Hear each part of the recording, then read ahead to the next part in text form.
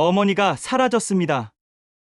최고급 요양원에 모셨다고 했던 새아버지. 그런데 어머니는 끔찍한 곳에서 발견되었습니다. 이건 실수도 착오도 아니었습니다. 명백한 계획이었죠. 20년 동안 가족이라고 믿었던 사람, 그는 우리를 배신했습니다.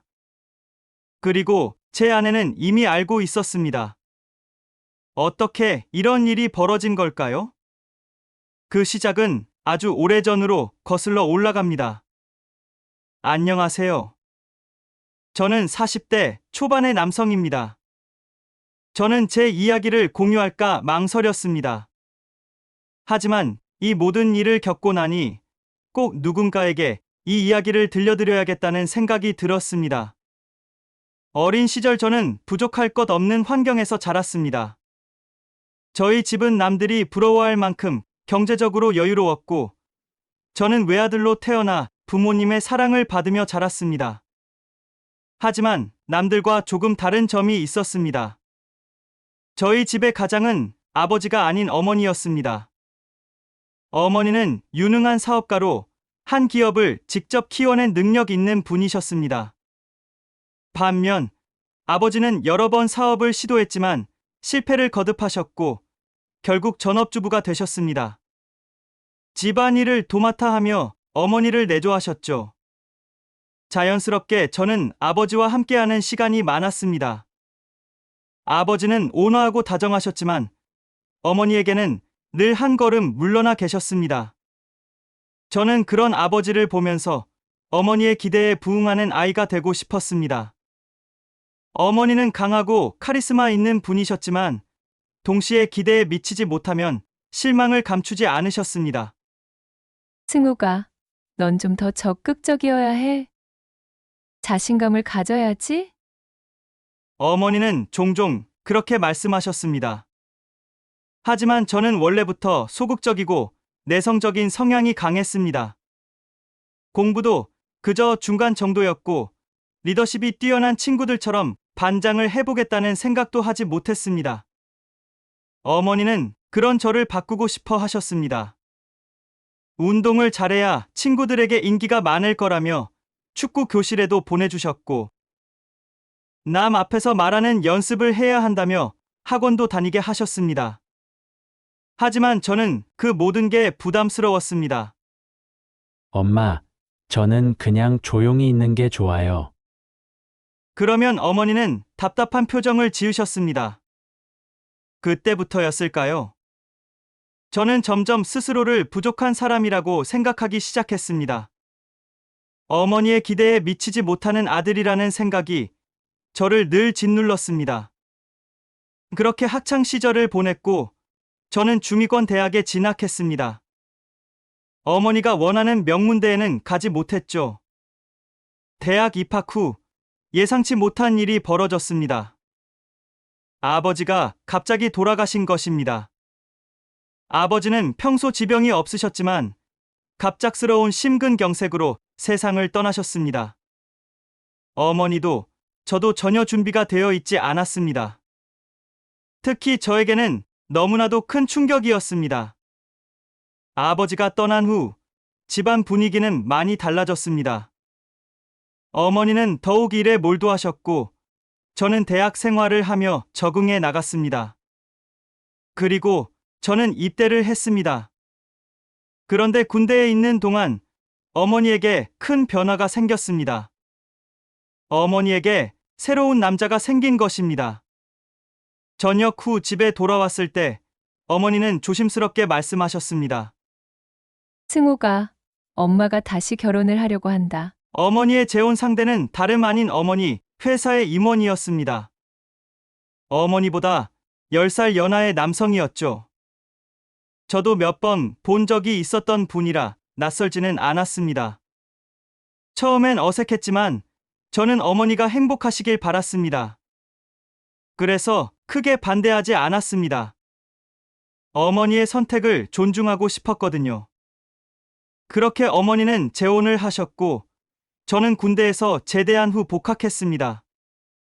평범한 대학 생활을 보냈고 졸업 후 저는 결국 어머니 회사에 입사하게 되었습니다.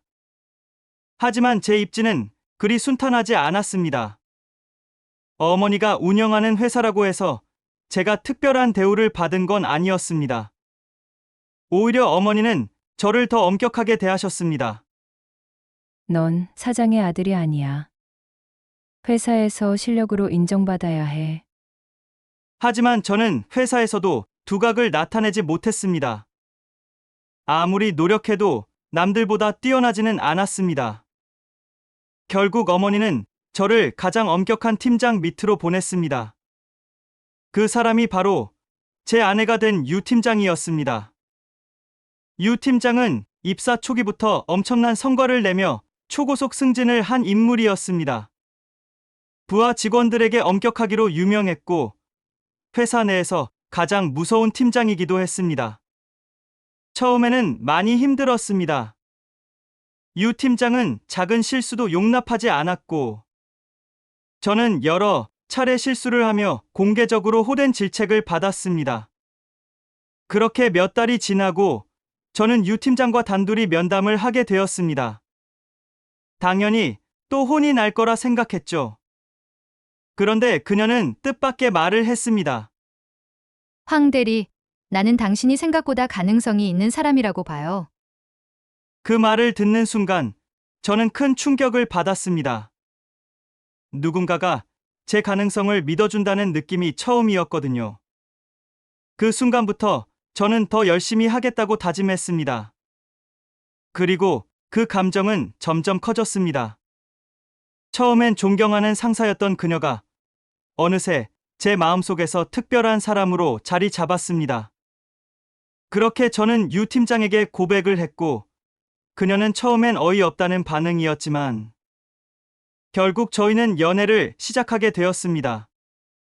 그리고 결혼까지 하게 되었죠.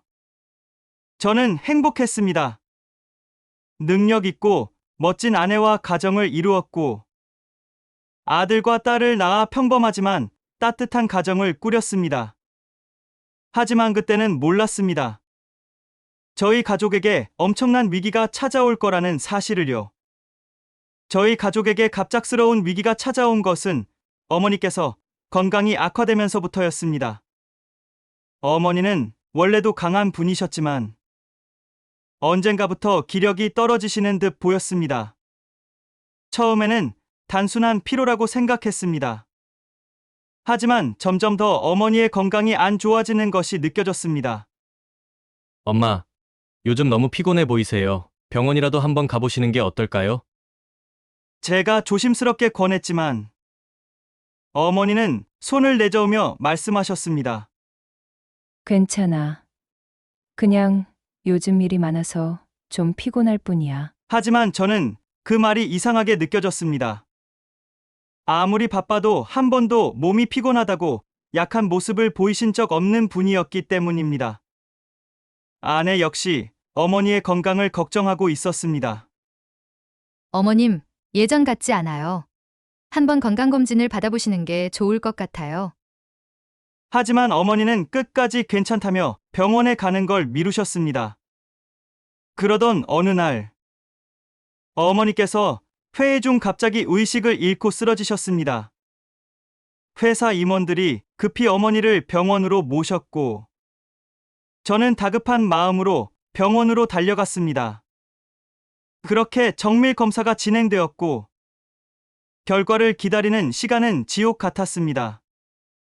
그리고 며칠 후 의사는 검사 결과를 들고 와 말했습니다. 어머니께선 대장암 판정을 받으셨습니다. 대장암이요? 저는 그 말을 듣고 귀를 의심했습니다. 그렇습니다.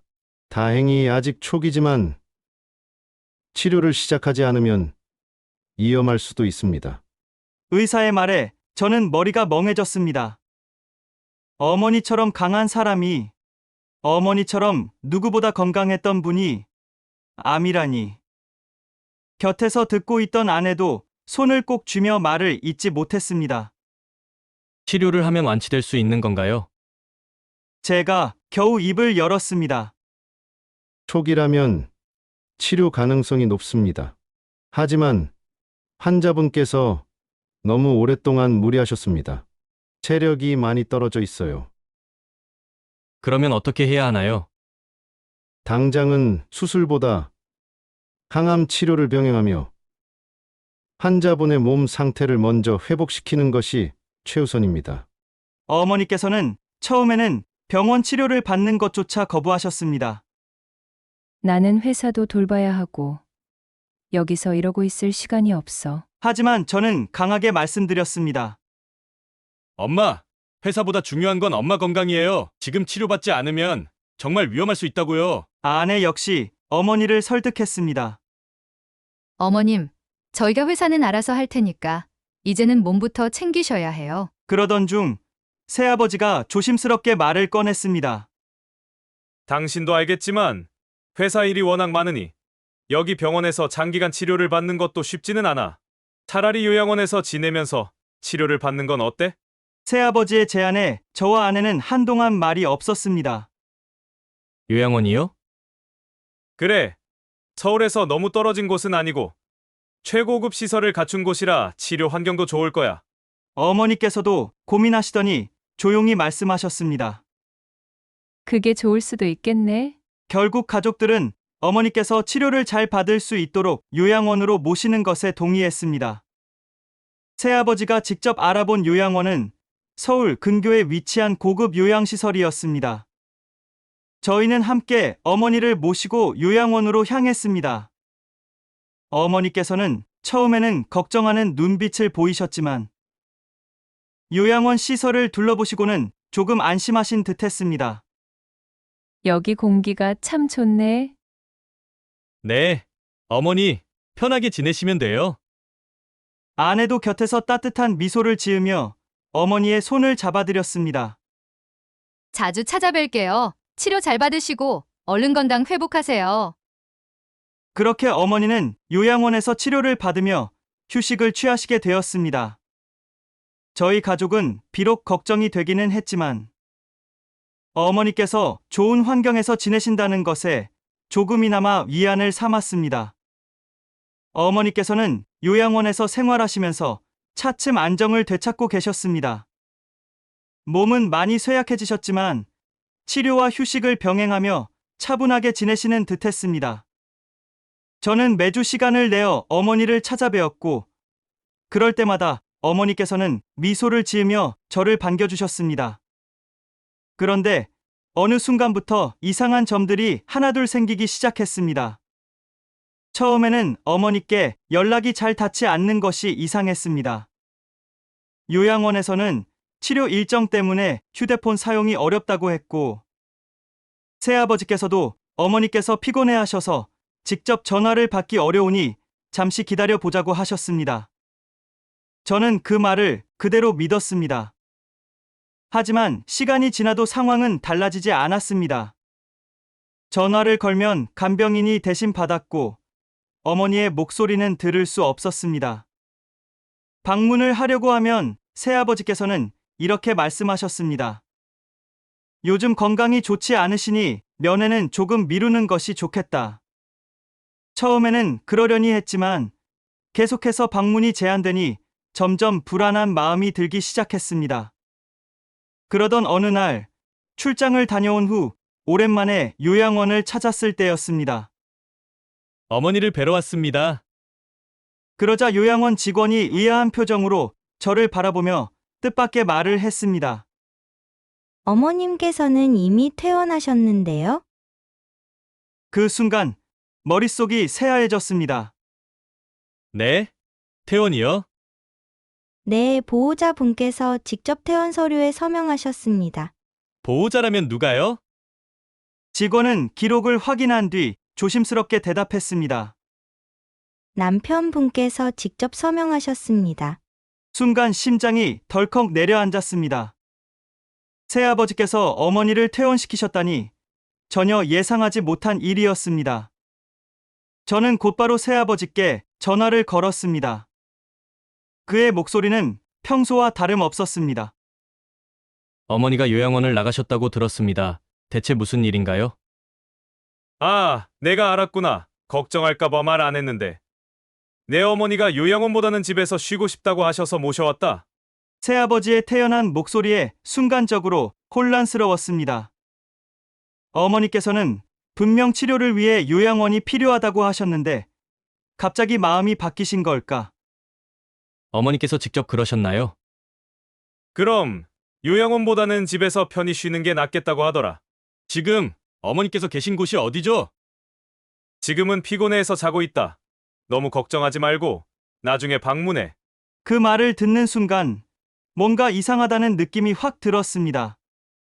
그날 밤 아내에게 이 사실을 이야기했습니다. 그런데 아내의 반응이 조금 달랐습니다.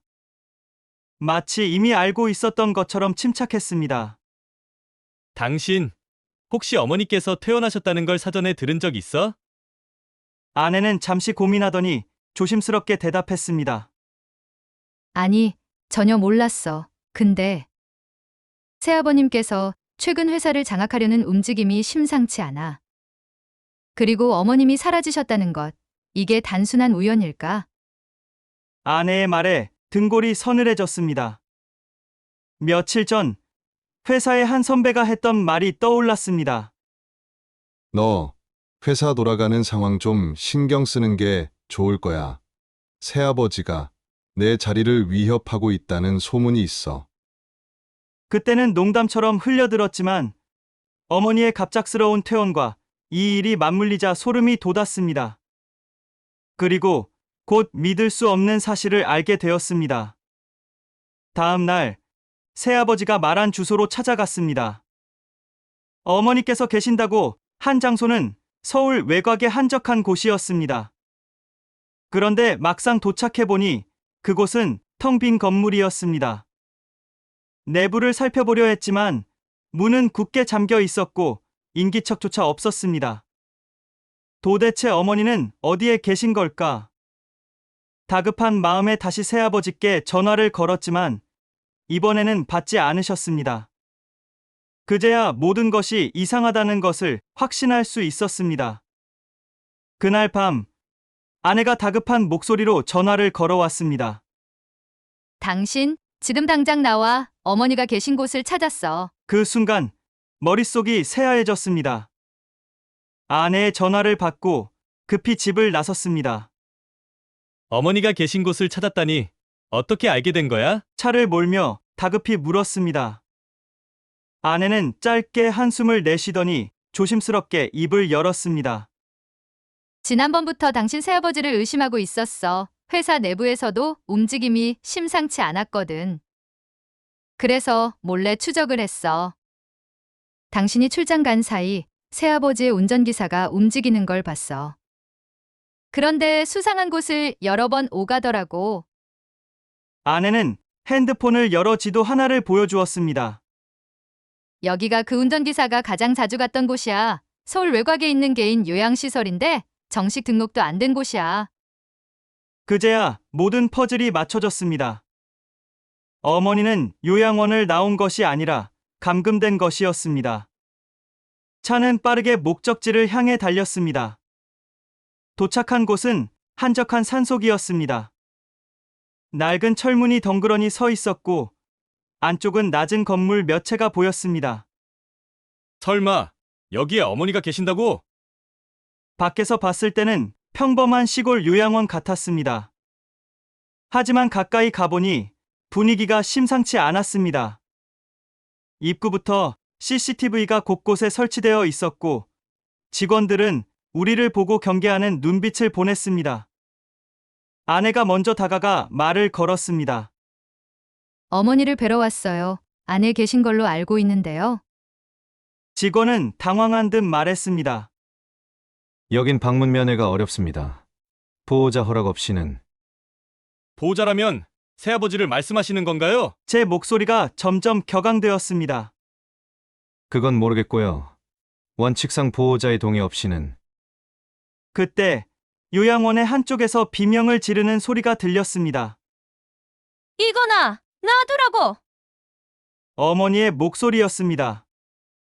저는 더 이상 참지 못하고 문을 박차고 뛰어들었습니다. 요양원 내부는 음산한 분위기였습니다. 어머니의 목소리를 따라 달려가니 한 병실에서 몸부림치는 어머니의 모습이 보였습니다.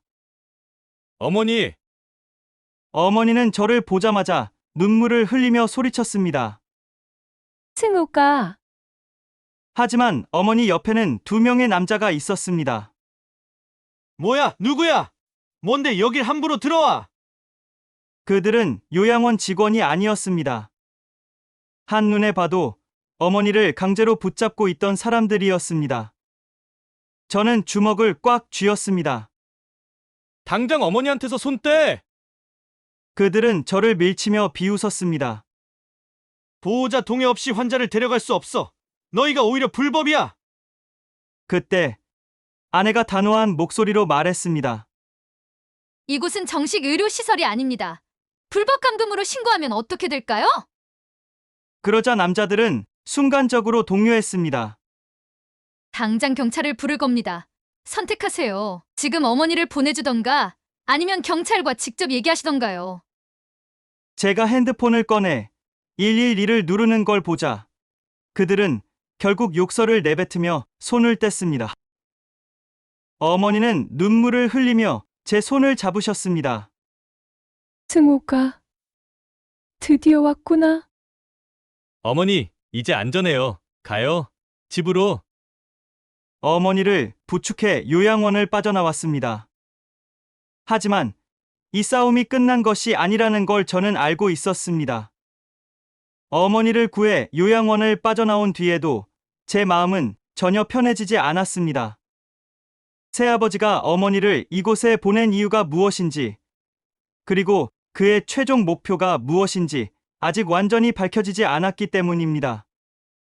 어머니를 차에 태우고 집으로 향하는 길, 저는 아내와 눈을 마주쳤습니다. 이대로 끝날 리 없어요. 아내의 말에 저는 조용히 고개를 끄덕였습니다. 그리고 얼마 지나지 않아 우리의 예상은 현실이 되었습니다. 어머니를 집으로 모신 바로 다음 날이었습니다. 새아버지에게서 연락이 왔습니다. 평소처럼 점잖은 목소리였지만 그 속에는 분노가 가득 담겨 있었습니다. 승우가 어제 무슨 일을 한 건지 알고 있나? 어머니를 원래 계셔야 할 곳으로 모셔온 것뿐입니다. 그건 내 생각이지. 내 어머니가 원해서 그곳에 계셨다는 건 생각해보지도 않았나? 어머니가 원하셨다고요? 그런 말을 믿으라고 하십니까? 저는 속에서 울컥하는 감정을 억누르며 말했습니다. 넌 너무 감정적으로 행동하는구나. 그렇게 몰아붙이면 너도 다칠 수 있어? 그의 마지막 한마디가 귓가에 맴돌았습니다. 이건 명백한 협박이었습니다. 저는 피식 웃으며 대꾸했습니다. 그건 걱정하지 않으셔도 됩니다. 새아버지께서 무슨 수를 쓰시든 저도 가만히 있진 않을 테니까요. 전화를 끊고 나니 손이 덜덜 떨렸습니다. 당신 괜찮아요? 아내가 제 손을 꼭 잡아주었습니다. 괜찮아. 하지만 이제부터 더 조심해야겠어. 새아버지가 본격적으로 움직이기 시작할 것이라는 걸 저는 직감했습니다. 그날 저녁, 저는 어머니와 마주 앉아 조용히 이야기를 나누었습니다. 어머니 새아버지께서 요양원으로 모시고 가셨을 때 무슨 일이 있었는지 기억하세요?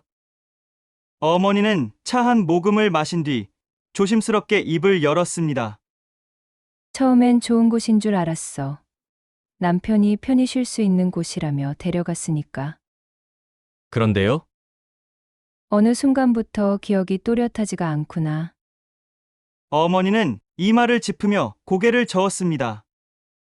내가 어떻게 그곳에 가게 되었는지, 정확히 무슨 말을 듣고 서명을 했는지, 머릿속이 흐릿해. 저와 아내는 눈을 마주쳤습니다. 혹시 약을 드셨나요? 응, 불안감을 줄여주는 약이라고 했어. 그런데 그걸 먹으면 머리가 멍해지고, 가끔은 자고 일어나도 어제 일이 기억이 나지 않을 때가 있었어.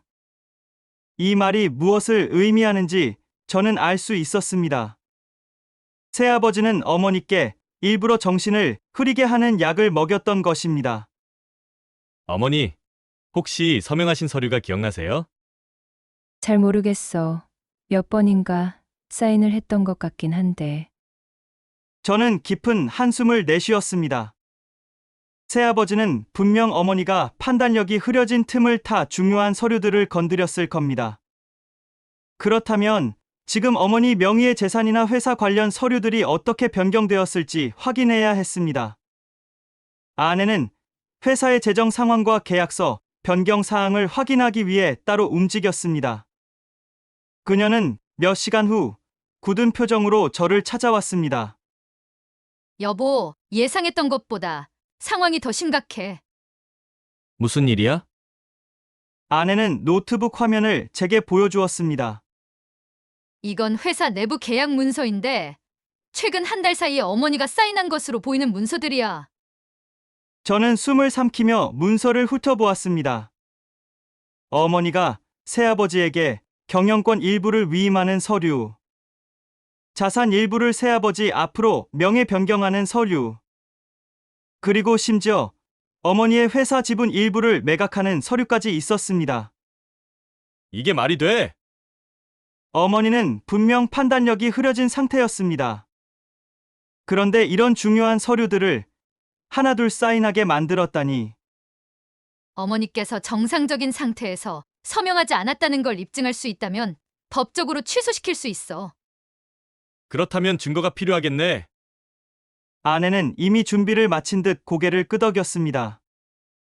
어머니가 복용하셨던 약의 성분 분석을 맡겼어. 그리고 새아버지가 어머니께 강제로 사인을 받았다는 증언을 확보해야 돼.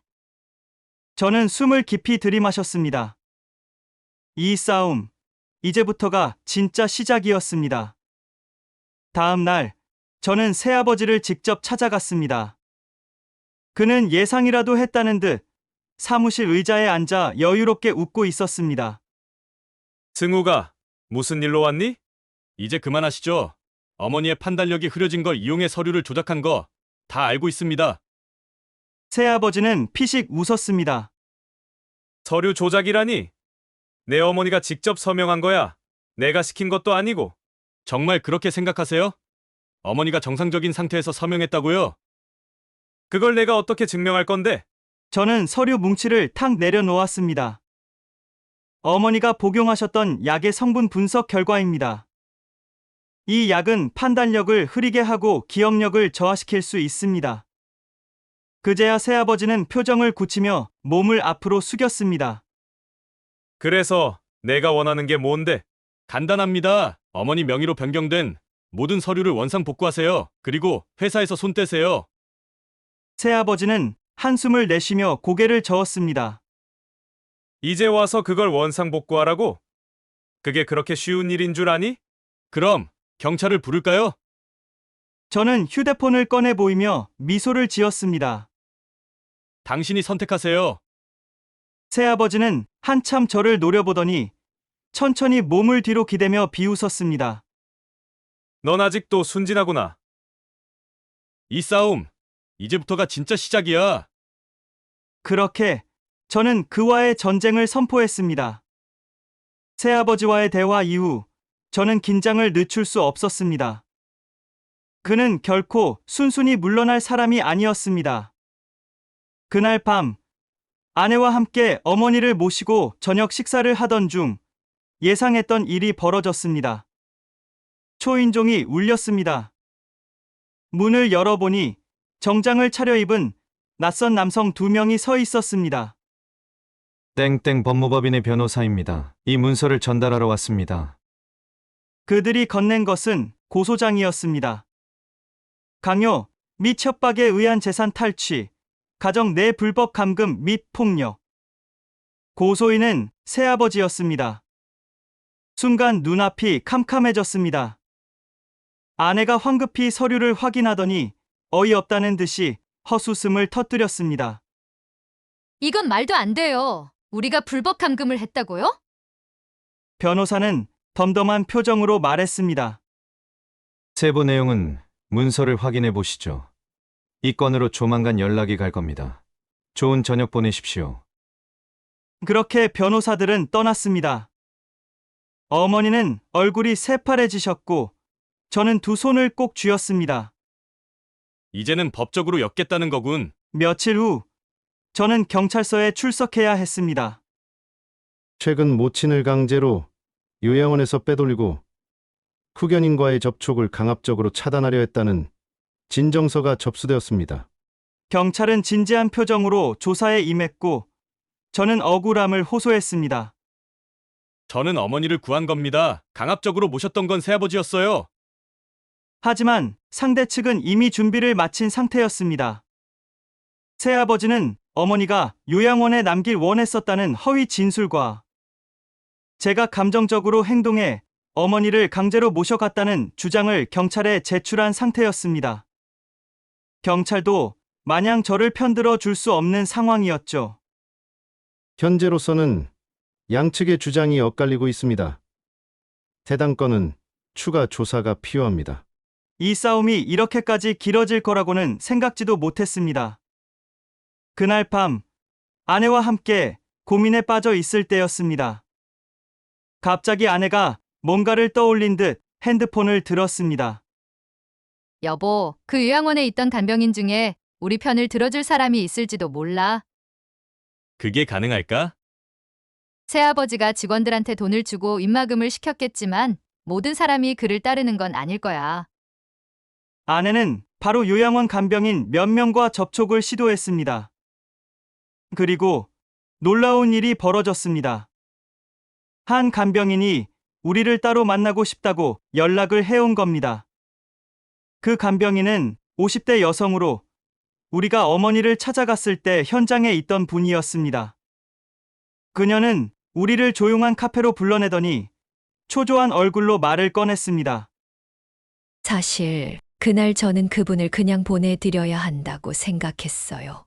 그런데 그녀는 주변을 살피더니 작은 목소리로 말했습니다. 그 남편분이 저희 원장님에게 돈을 주더니 그분을 절대 밖으로 내보내지 말라고 하셨거든요. 뭐라고요? 처음에는 정식 보호자가 결정한 거라서 따랐는데 갈수록 이상한 점이 많았어요. 그녀는 손을 떨며 말을 이어갔습니다. 그분은 자신이 왜 그곳에 있는지 잘 모르셨고 가끔은 여기가 어디냐고 물으셨어요. 그런데 매번 강제로 약을 드시게 하더라고요. 확실합니까? 아내가 묻자 그녀는 조용히 고개를 끄덕였습니다. 저도 처음엔 몰랐는데 어느 날 약을 살펴봤어요. 그런데 그 약이 그녀는 핸드폰에서 무언가를 찾더니 한 약의 정보를 보여주었습니다. 정신을 흐리게 하는 신경안정제였습니다. 이제야 다 연결이 되네. 역시 새아버지는 어머니가 분명한 판단을 하지 못하도록 만든 뒤 서류에 서명을 받아낸 것입니다. 그리고 우리가 진실을 파헤치지 못하도록 우리를 역으로 공격했던 것이죠. 이제 확실한 증거를 확보한 이상 저희도 가만히 있을 이유가 없었습니다. 아내는 간병인의 증언을 기록하며 말했습니다. 이제 반격할 차례야. 새아버지가 이렇게까지 강하게 나오는 건 지금 우리가 제대로 된 약점을 잡았다는 뜻이겠지. 저는 깊은 한숨을 내쉬었습니다. 지금까지 저는 싸움이 싫어서 피하는 삶을 살아왔습니다. 하지만 이제는 피할 수 없었습니다. 좋아. 더는 물러서지 않을 거야. 그날 저녁, 저는 새아버지를 다시 찾아갔습니다. 그는 의기양양한 표정으로 저를 맞았습니다. 벌써 항복하러 온 거니? 항복하러 온 게 아닙니다. 마지막 기회를 드리러 온 겁니다. 그는 비웃으며 팔짱을 꼈습니다. 기회. 무슨 기회? 저는 테이블 위에 파일을 올려놓았습니다. 요양원에서 확보한 증언입니다. 어머니가 신경안정제를 강제로 복용했다는 증언과 보호자가 허락한 적 없는 약이 투약되었다는 사실, 새아버지의 얼굴이 굳어졌습니다. 그리고 당신이 원장에게 돈을 주고 어머니를 그곳에 다둬두도록 지시했다는 녹취 파일도 있습니다. 저는 천천히 그를 바라보며 말했습니다. 지금이라도 모든 걸 바로잡으세요. 어머니께 한 짓을 사죄하고 회사에서 완전히 손대세요. 그는 이를 악물며 제게 노려보았습니다. 만약 거절하면? 저는 조용히 미소를 지었습니다. 이제는 내가 질문할 차례입니다. 감당할 수 있겠습니까? 그는 아무 말도 하지 못했습니다. 그리고 마침내 이 싸움의 끝이 보이기 시작했습니다. 새아버지와의 대면 이후 저는 곧바로 아내와 함께 움직였습니다. 이제 결정을 내릴 거야. 더는 질질 끌 필요 없어. 아내는 단호한 표정으로 고개를 끄덕였습니다. 당신이 결심했으니 난 끝까지 함께할 거야. 우리는 확보한 증거들을 정리한 후 몇몇 신뢰할 수 있는 인맥들에게 도움을 요청했습니다. 어머니를 가두고 강제로 신경안정제를 투여한 것이 드러난 이상 새아버지가 아무리 돈과 인맥을 동원해도 그를 보호해 줄 사람은 많지 않을 것이었습니다. 그리고 드디어 그가 무너지기 시작했습니다. 회사 내부에서도 변화가 일어났습니다.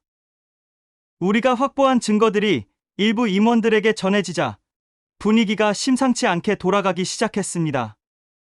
처음에는 새아버지를 전적으로 신뢰하던 사람들이 많았지만 그가 어머니에게 한 짓이 공개되자 점점 등을 돌리는 사람들이 늘어났습니다. 설마 대표님이 그런 일을 저질렀다고? 말도 안 돼. 아무리 그래도 그건 너무한 거 아니야? 회사 내부 회의에서 한 임원이 신중한 목소리로 말했습니다. 만약 이게 사실이라면 더는 대표님을 믿고 따를 수 없습니다. 그 순간 새아버지의 표정이 일그러졌습니다. 헛소문에 휘둘리지 마라. 그러나 임원들은 서로를 바라보며 고개를 저었습니다. 그렇게 말하시기엔 이미 너무 많은 증거들이 나왔습니다. 새아버지는 당황한 기색을 감추지 못했습니다. 그동안 그는 언제나 회사를 장악하고 있다고 믿어왔지만 지금은 그 권력이 점점 무너지고 있었습니다. 이건 누군가의 음모야. 너희도 알잖아. 내가 회사를 위해 얼마나 헌신했는지. 그의 목소리는 점점 격앙되었지만 아무도 그의 말에 동조하지 않았습니다. 이제 마지막 한 방만 남아 있었습니다. 우리는 언론을 활용하기로 했습니다. 사건의 진상을 보도할 만한 기자와 접촉했고 그들은 이 사건을 가족 내에서 벌어진 충격적인 배신과 재산 탈취 시도로 다루기로 했습니다. 이 정도면 충분히 기사화할 수 있습니다. 하지만 익명으로 진행해야겠죠? 네, 당연하죠. 하지만 꼭 진실이 밝혀지길 바랍니다. 며칠 후 뉴스에는 익명의 기업 대표에 대한 의혹이 보도되었습니다. 유력 기업 대표, 부인을 강제 요양원 감금 및 약물 투여 정황, 재산을 둘러싼 갈등, 국의 구도를 두고 벌어진 내부 싸움. 새아버지는 이 기사를 보고 경악했습니다. 그는 곧바로 우리에게 전화를 걸어 소리를 질렀습니다.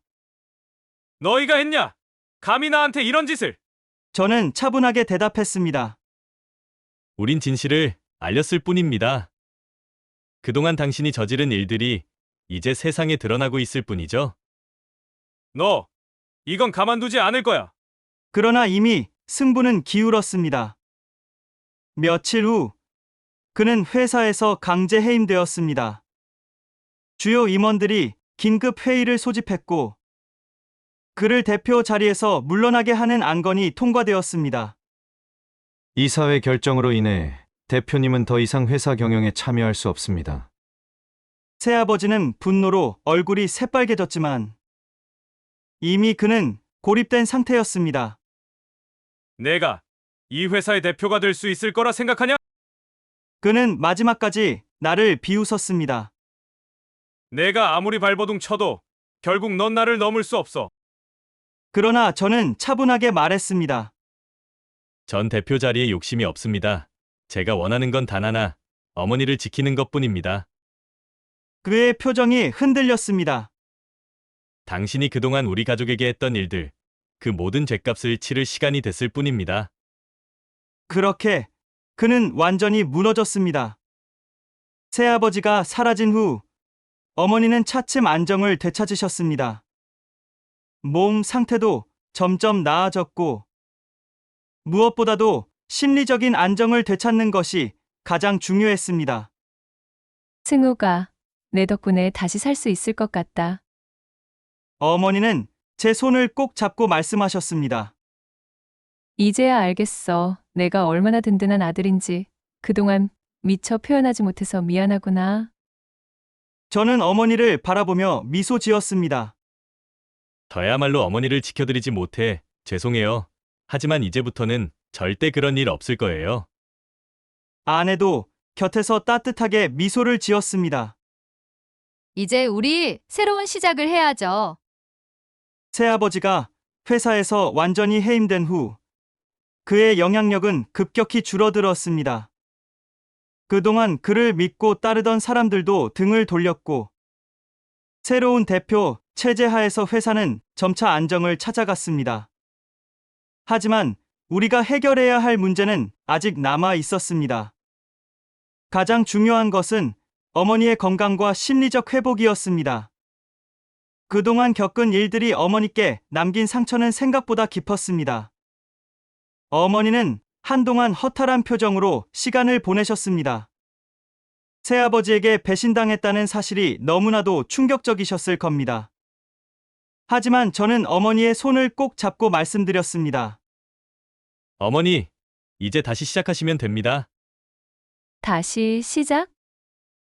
어머니는 언제나 강한 분이셨어요. 어머니를 지키지 못했던 제가 죄송할 뿐이에요. 하지만 이제부터는 제가 곁에서 함께할 겁니다. 어머니는 제 말을 듣고 잠시 침묵하시더니 서서히 미소를 지으셨습니다. 그래, 내가 이대로 주저앉을 사람이 아니지. 어머니께서는 조금씩 건강을 되찾으셨고, 마음을 다잡기 위해 오랜만에 회사로 향하셨습니다. 하지만 어머니는 더 이상 과거처럼 회사에 매달리지 않기로 하셨습니다. 이제는 내가 조금 내려놓고 너희들에게 맡겨야 할 때가 된 것 같구나. 어머니는 공식적으로 경영 일선에서 물러나겠다는 뜻을 밝히셨습니다.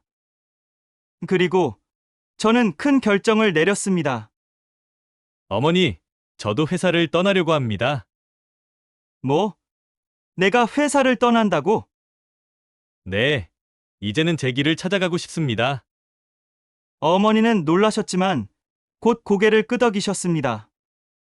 저는 회사에서 나와 아내와 함께 새로운 길을 준비하기 시작했습니다. 그동안 회사라는 틀 안에서만 살았던 저였지만, 이제는 저 자신을 위한 삶을 살기로 했습니다. 우리가 힘들었던 순간을 함께 이겨낸 덕분일까요?